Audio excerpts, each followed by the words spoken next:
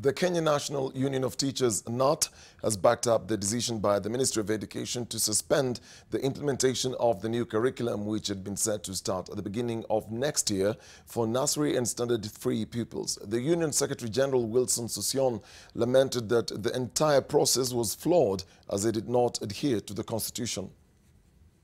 Yesterday, you gave direction to the country on what to do with the curriculum, and in the most honest manner. And in education, we cannot afford not to speak the truth. What works has to work. What cannot work, we must identify what cannot work. KNUT Secretary General Wilson Sosion's remarks come on the backdrop of the government's move to, for a second time now, postpone the rollout of the new curriculum. Any policy that is formulated and rolled out within the sector, and it affects us, it affects our work, it affects the children, is against the ILO UNESCO status of teachers policies and is against the Constitution. Na hiyo tutakataa. Any policy that is formulated and rolled out within the sector, and it affects us, it affects our work, it affects the children, is against the ILO UNESCO status of teachers policies and is against the Constitution. Na hiyo tutakataa. While facing the Senate Education Committee on Tuesday, Education CS Amina Mohammed said there is need to train teachers on what will be expected of them.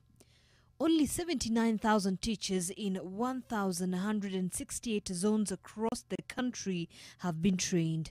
What is your government doing to address those particular issues? However, during the Nation Leadership Forum on Thursday last week, Education Principal Secretary Belio Kipsang indicated that the government was ready to launch the competence-based curriculum, which contradicts the reality of the situation now. That we can be able to confidently be sure that we are ready to roll. I can say with a lot of confidence that we have done that which we were required to do to be able to move forward with a new way of doing business for our children.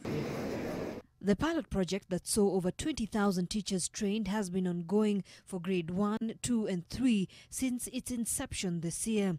And the announcement has been met with dismay from parents whose children were part of the rollout, with the pupils in the pilot phase having been expected to join grade 4 at the start of the new year. Sasa tumekerwa sana kwa sababu serikali ilikuwa imetumia pesa mingi ku pilots mvumo ambao hawakuwa wamefanya feasibility studies ya kutosha.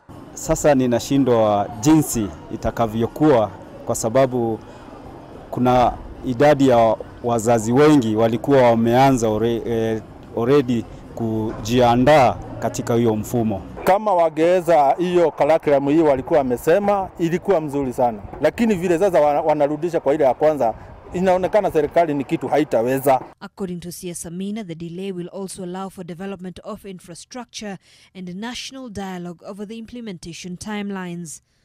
The suspended curriculum was meant to be more practical and involve less paperwork. It now hangs in the balance as schools prepare to reopen next year. Zainabi Ismail, NTV.